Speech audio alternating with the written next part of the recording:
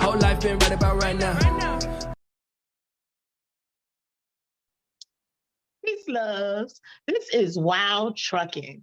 Trucker talk, trucker thoughts, and trucker stories. Sponsored by Truckin That A Z Z through this abundance of zigs and zags. Milez, Statez, Experiencez, Tearz, and Laughz. Hosted by me, true 5-star, your life driver.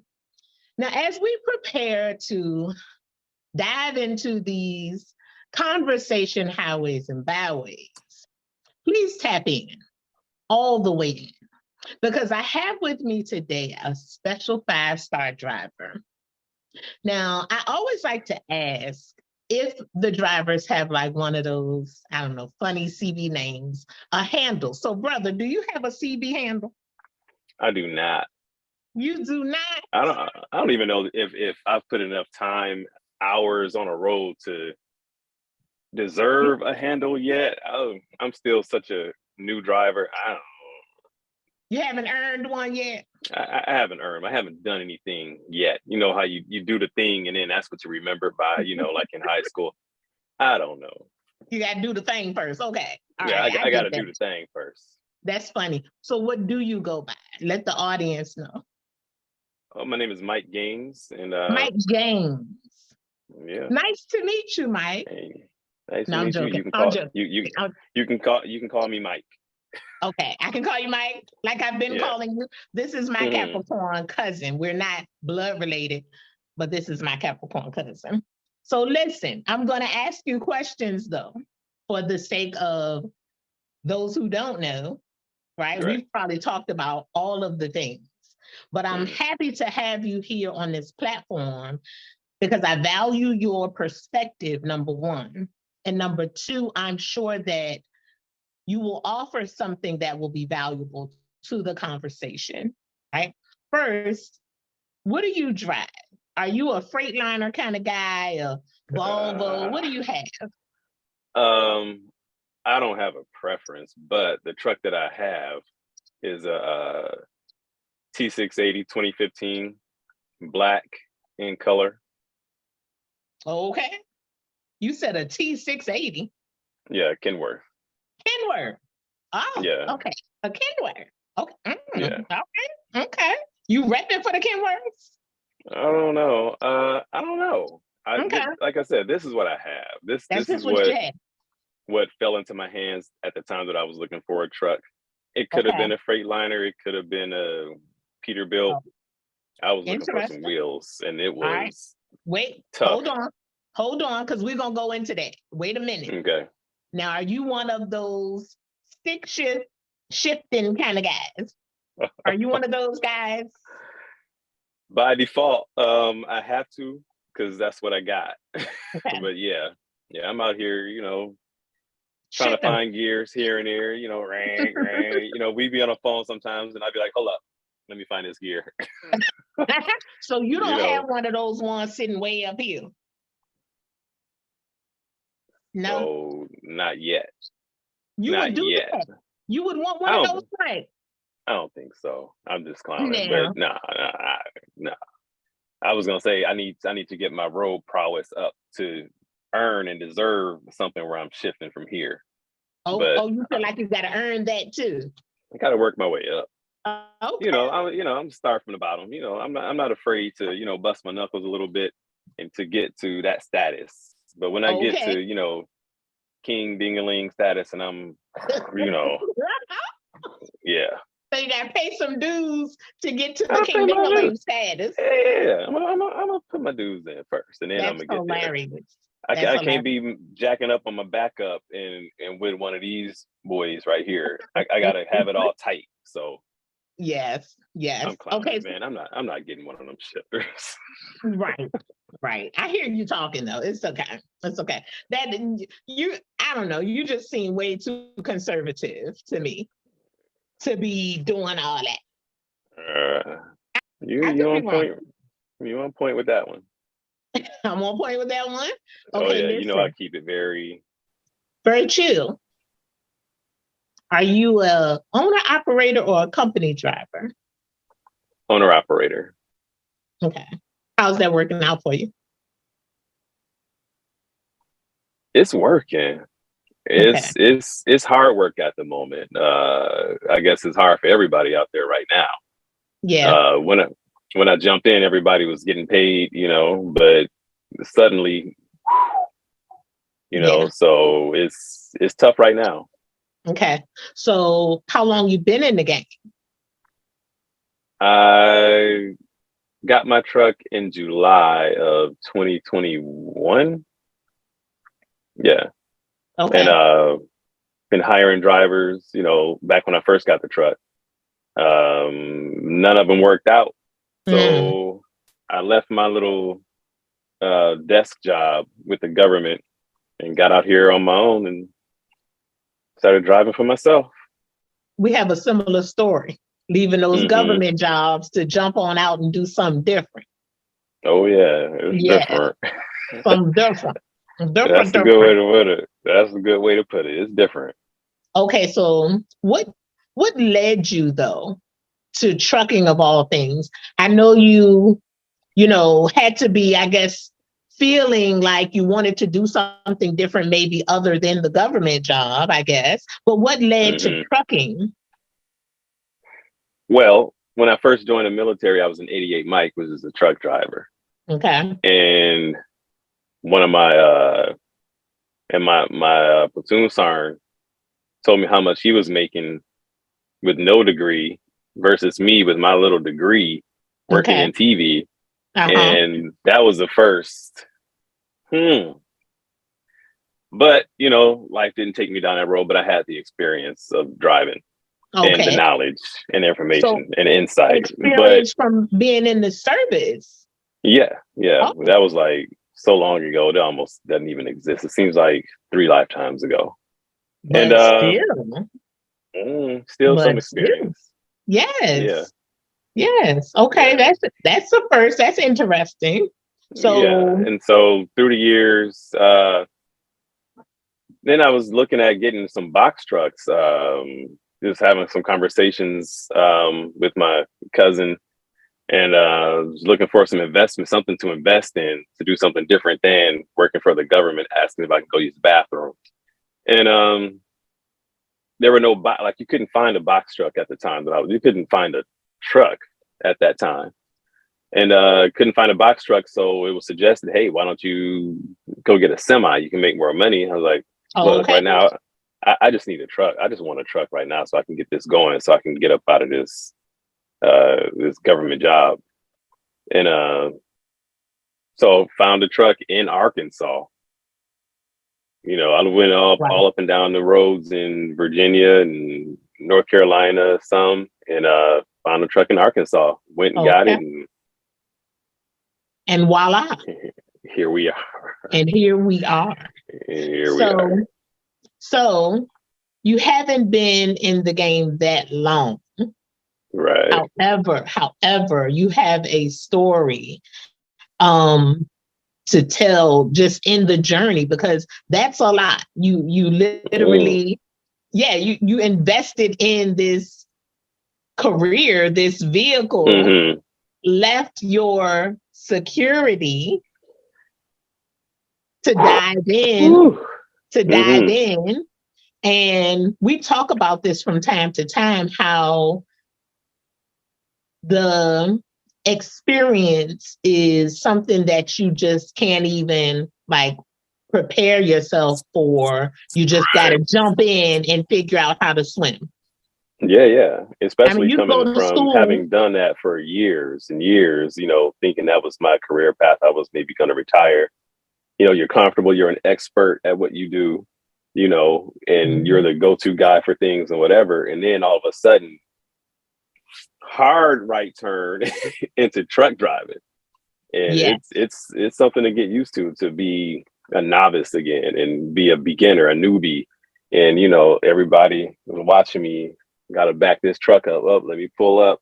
All right, this is the 6th pull up. Still got to get this trailer in this hole. Although I did some parking the other day that I was very proud of. Okay. But good for you. It's been an extreme transition, especially from lifestyles, going to work every day dressed up, with the clickety clackety shoes on, you know, to now you out here like this is my work gear now. Okay. Yeah, A I major haven't had a difference. button up on in almost a year. Major transition.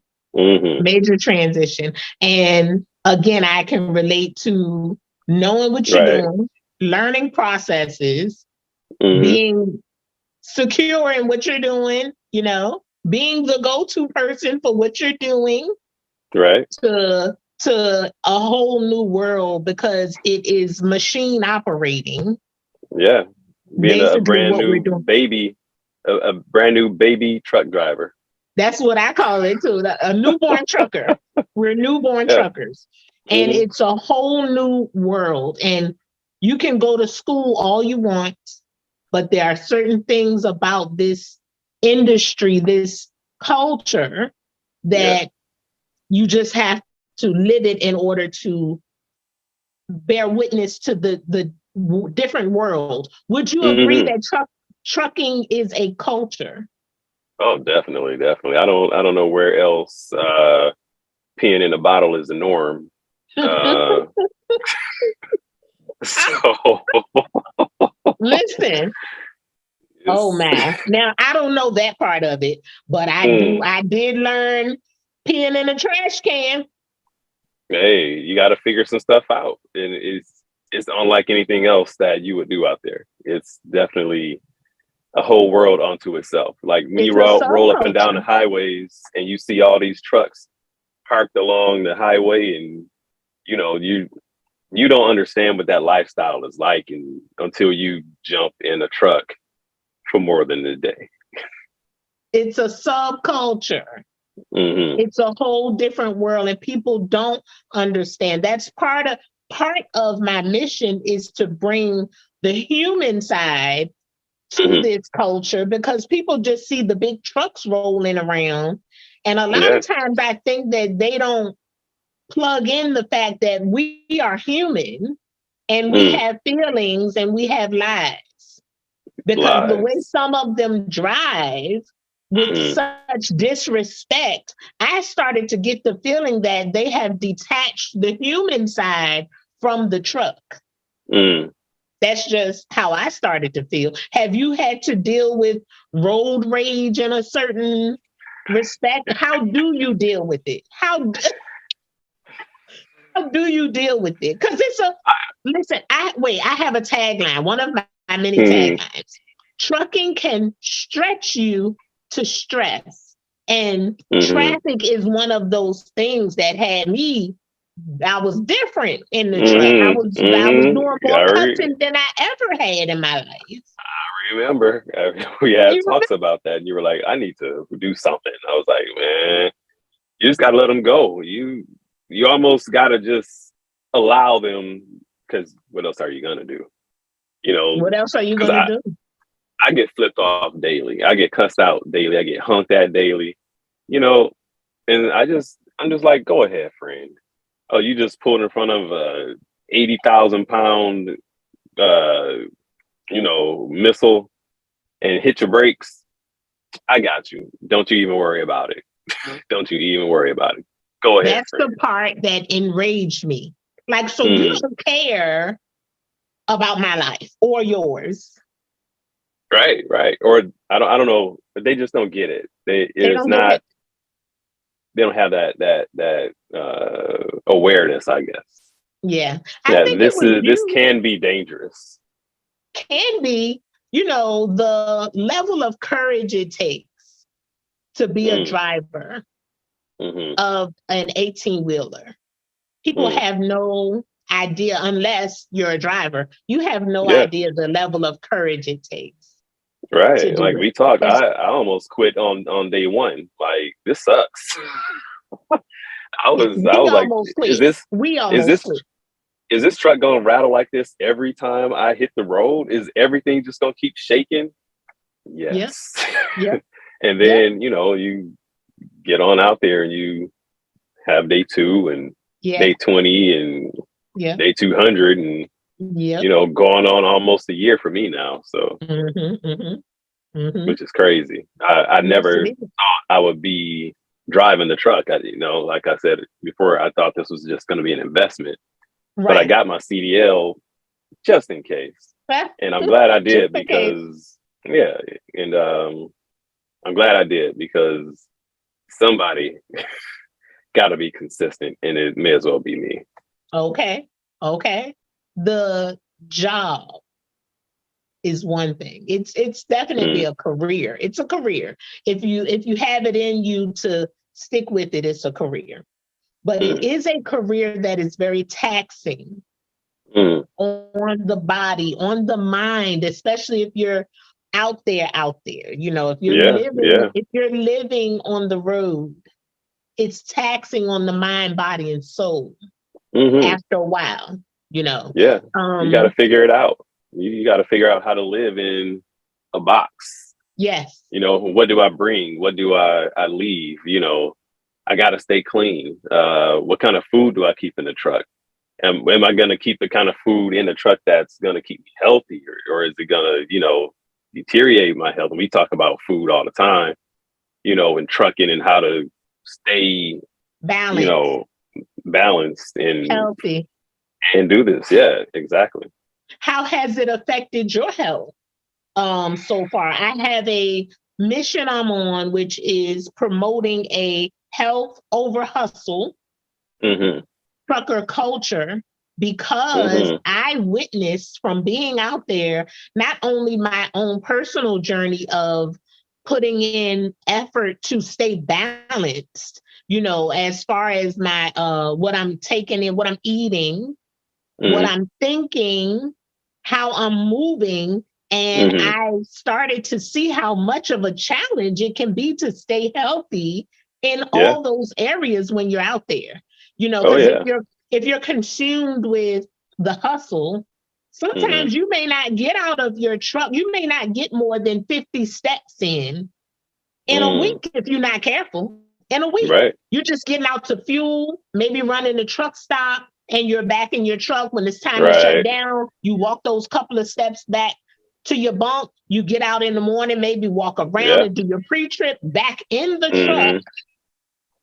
If you're not making wellness a priority, making yourself get out and do those laps around the truck while you're sitting at the fuel, while you're waiting to fuel up, which is something I implemented once I realized, like, I don't even have time to do my little hula hooping. I started doing laps around the truck, like different things, you know, making sure that I buy fruits and vegetables, you know, to keep in my truck so that when I do go grab that McDonald's fish fillet, because the offers at the truck stops, the food offerings, you can forget about it.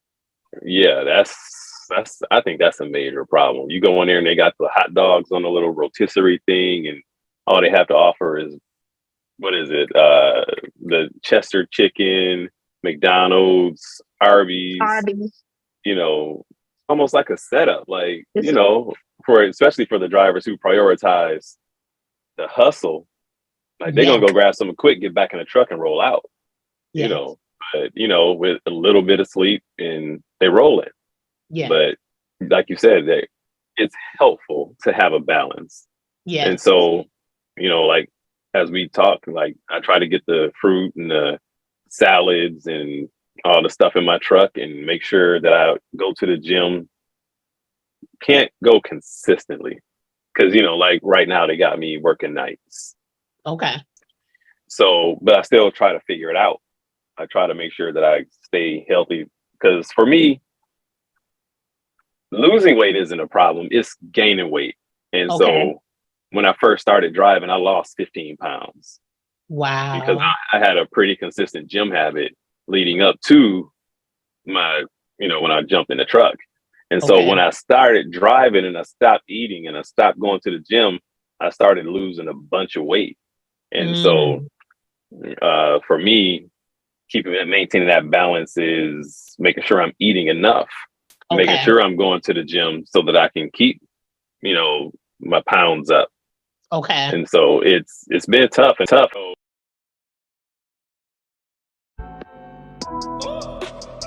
Whole life been right about right now.